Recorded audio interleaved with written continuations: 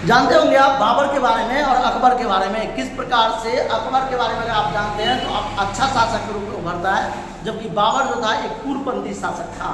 याद रखिएगा, मुगल वंश के संस्थापक जो थे वो आपको पता होगा बाबर थे। लेकिन अगर हम अकबर के बारे में, अकबर ने भारत में किस प्रकार से अच्छा शासक बना, वह हिंदू मुस्लिम के लिए एक समान शासक था, भारत में युद्ध की नीति को रोकता था और समानता पर बल देता था।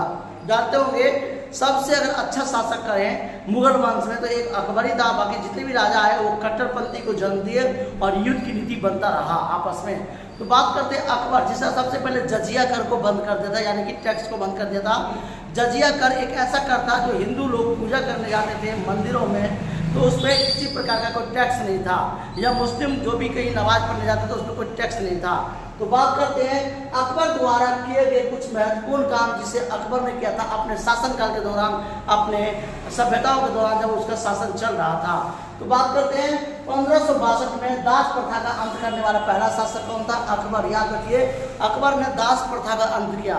प्राचीन काल में जब एक राजा दूसरे राजा से युद्ध करते थे, उस दौरान वो हार जाते थे तो दासों को गुलाम बना लेते थे, उसके सेनाओं को, उसके पति पत्नी को, उसके बच्चों को अपना गुलाम बना लेते थे।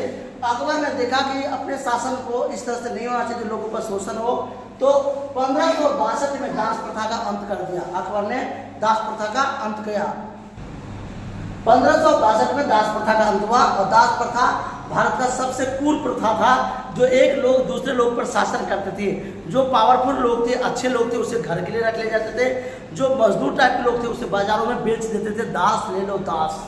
फिर आता है आपका 1962 में, याद रखना आपको 1562 यानी कि 1562 में हर मदल से मुक्ति किया गया, यानी लोगों पर एक प्रकार का जो टैक्स लिया जाता, जो कर लिया जाता था, उसे भी मुक्ति कर दिया गया, ऋण से मुक्ति कर दिया गया।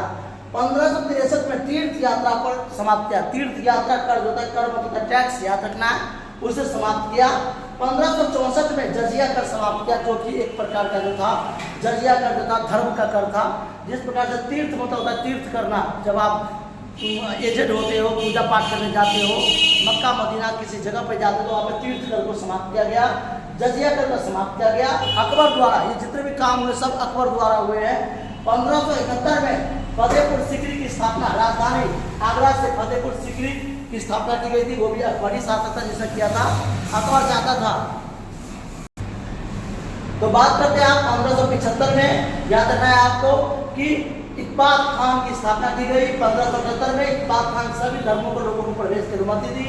1559 में याद रखना आपका महजनामा यानी कि महजनामा की घोषणा की गई, जिसमें किसी प्रकार का महजनामा नहीं होगा, धर्म की खंडन नहीं होगी। 1582 में दीन इलाही धर्म की स्थापना की गई। दीन इलाही धर्म जो इस्लाम धर्म का एक धर्म था, उसकी स्थापना की गई। 1583 में इस याद रखना है इलाही सदंतर की शुरुआत थी, और 1585 में राजधानी का लाहौर की स्थापना किया गया था। इस तरह से अकबर ने सभी धर्मों को, सभी राज्यों के साथ जोड़ रखा था। अकबर इतना अच्छा शासक था जिसने हिंदू मुस्लिम की युद्ध को समाप्त किया, सभी को बराबर मानता था। और एक जानते होंगे कि अकबर एक ऐसा व्यक्ति था जो सभी को समानता के बल पर चलाना सिखाता था। Thank you. जय हिंद, जय भारत।